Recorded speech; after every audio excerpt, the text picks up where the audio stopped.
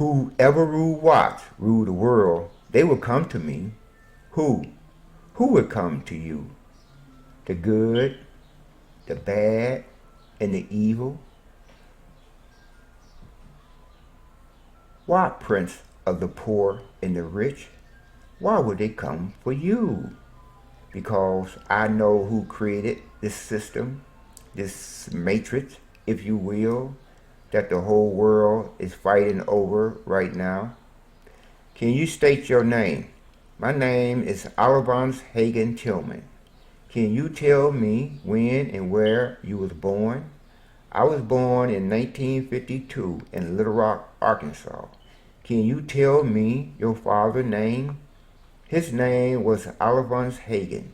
Can you tell me your mother's name? Her name was Johnnie Tillmon. Hi, my name is Alphonse, and I will be the interviewer and the interviewee.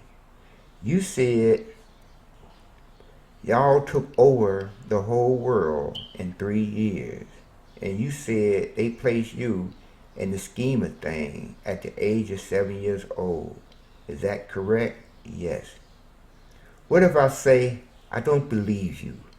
Taking over a country in 3 years is hard enough, but taking over the whole world is impossible. Were there any shots fired? Yes. Two. Two? And that's why nobody wants to interview you. How did y'all take over the whole world with just 2 shots? Can I finish? Sorry. This is going to sound a little strange. No kidding. The world talk about us every day, especially you. You talking about me? I'm talking about everybody. You can see it when you look out your window, when you turn on your computer, when you go to religious places, when you see people go to religious places, when you go to work, when you pay your taxes. It's the world that been pulled over your eyes to blind you from the truth. What truth you say? The petrodollar. In 1967, Johnnie Tillmon, a black woman, forced President Lyndon Baines Johnson in signing the National Welfare Rights Bill, and when Nixon get in office, he made it law. After that, we sent Nixon and Kissinger to Saudi Arabia and China. But these certain people, they said, if you think that the white people and the black people and the people that comes in this country legally and get this money, job, and welfare, they said we are going to create wars, wars, and wars. And when we finish, people won't know they ass from the hole in the ground. And while America was preoccupied with all those damn wars, they opened up the floodgate from 4 corners of the earth. And now you know. You said that they placed you in the scheme of things. Can you tell me what that looked like? Well, it started a long time ago, and the story is a little long. I have nothing to do at the time if you don't have nothing to do. I don't have nothing to do if you don't have nothing to do. Can we stop now? Okay. You said nobody wanted to interview you. Can you tell me why? I called and basically I told people I am looking for somebody to interview me. They said what the story is about. I said me and my mother took over the whole world in 3 years. What did they say? The phone went dead. I don't think there's nobody on this earth deserve to hear this true story other than the American people. But it's been copyrighted, and my attorney told me to mail it to myself, but do not open it. Another thing, I would like to tell you something. In one hand, you have your friend life. In the other hand, you have your own. By saving your friend's life, you were damned. I took the latter.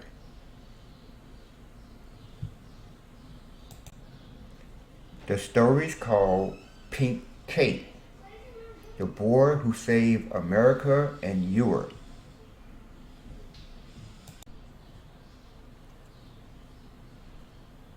In 1985, my mother said something, and I said, like that pink cake?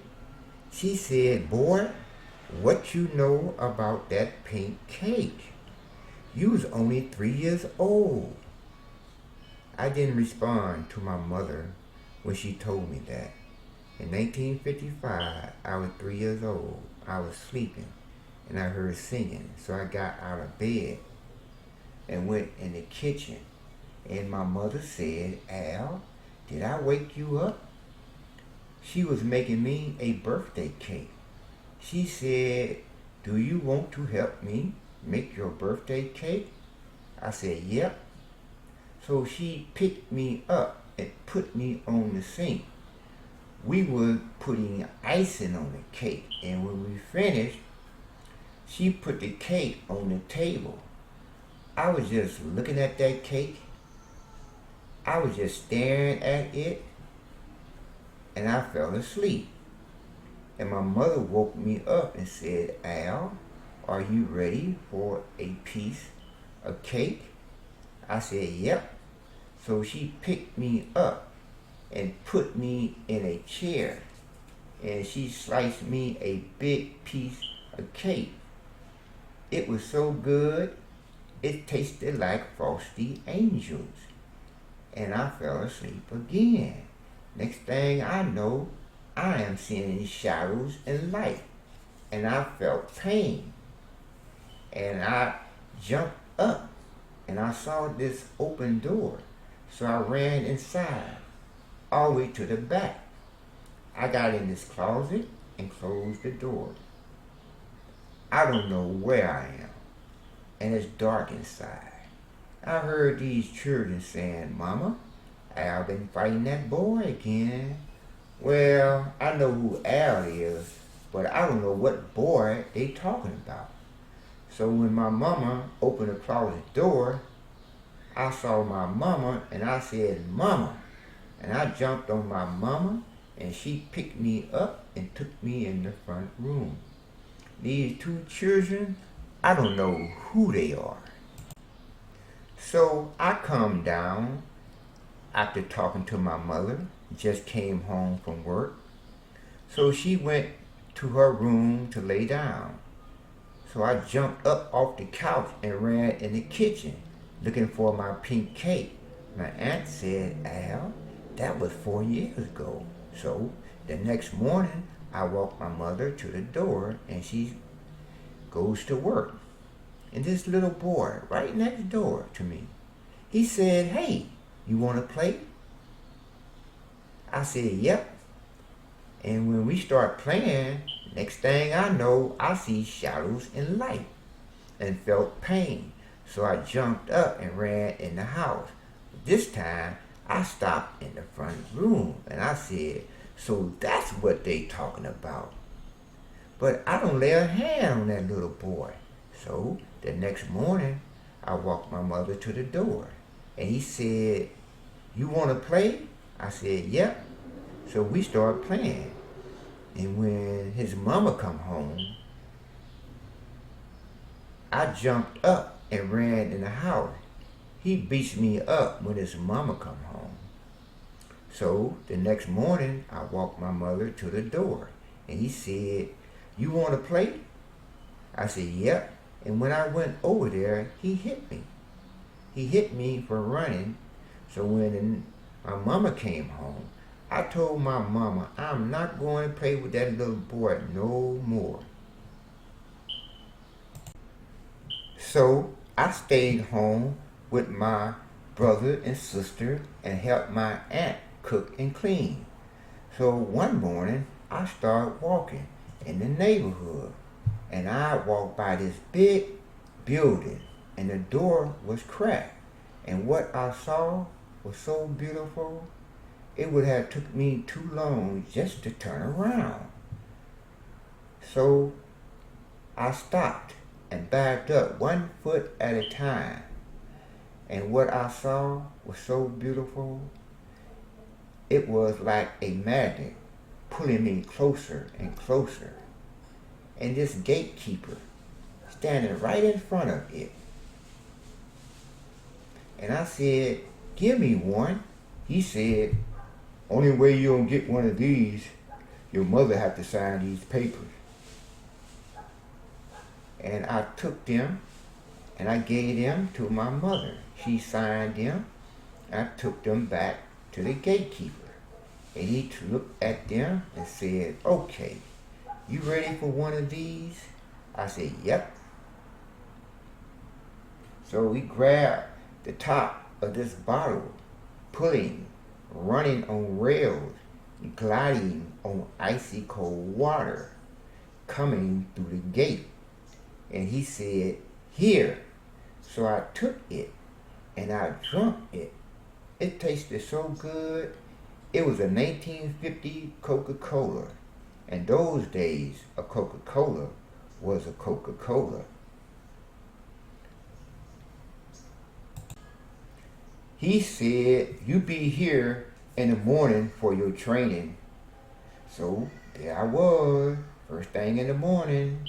I just joined the Granny Mountain Project boxing team in Little Rock, Arkansas. And the gatekeeper is really my coach. And now, I'm learning how to fight.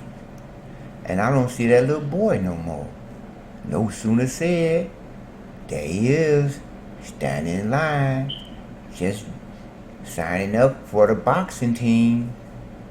But it don't bother me because he's on our side.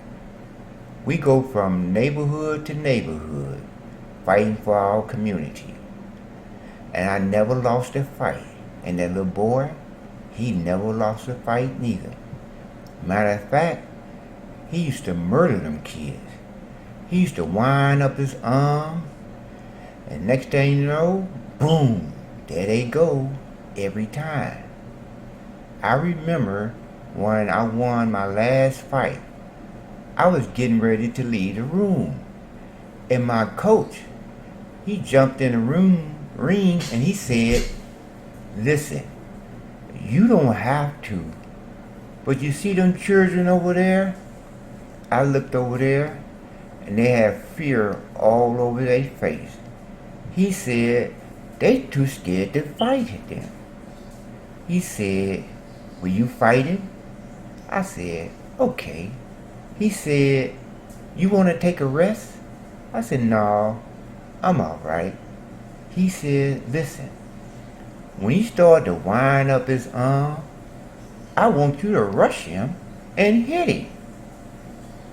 I said, okay. So when we started fighting, he started to wind up his arm, and I rushed him, and I hit him. Boom, down he went.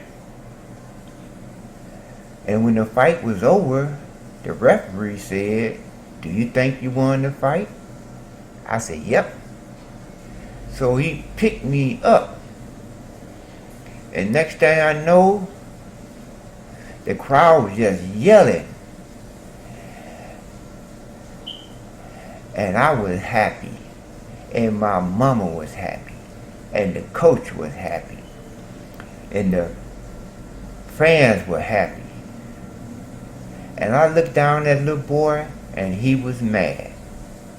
So, when the bus came home, took us back to the Granny Mountain Projects. And when we got home,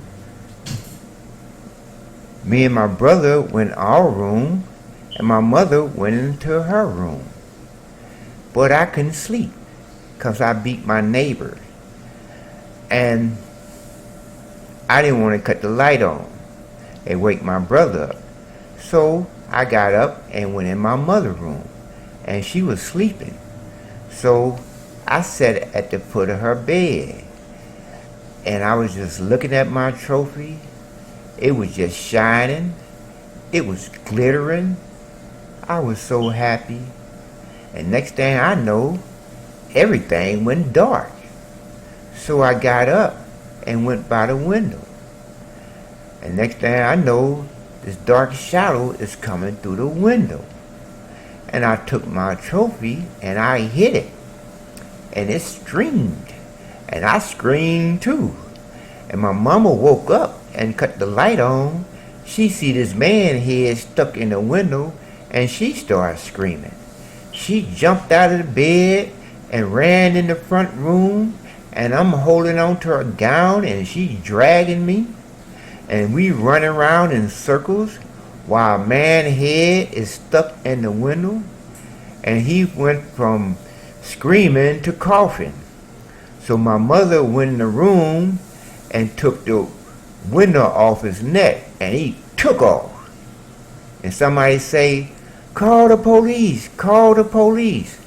So when the police came, it was two white guys, police, and one was real tall. And when they was getting down the information, writing down the information, somebody said, "They got him, they caught him." And that tall police, he picked me up, and wow, I feel like I was on top of the world again. And when the police put me down and left, my mama said, "Al, what was you doing in my room?" I said, "I didn't want to cut the light on, and so I went in your room so I can see my trophy. I didn't want to wake my brother up." So the next morning, I walked my mother to the door, and that little boy standing right on the porch waiting for me. He put his fist together 3 times. 1, 2, 3. My mother looked at me and she said, "Al, will you be okay?" I said, "Yeah." And soon my mother got out of my eyesight. I went over there and I beat his ass. And he said, "I just want to play." So we started playing. And when his mama coming home, I can look in his eyes. And when she walked by us, he stood up and I stood up. And you know what that little boy did? He hugged me and he went in the house. And in my mind, I never seen that little boy again. After going to court, California, here he come. They got the crazy little lady, and I'm gonna get me one. Y'all have a nice one. Bye.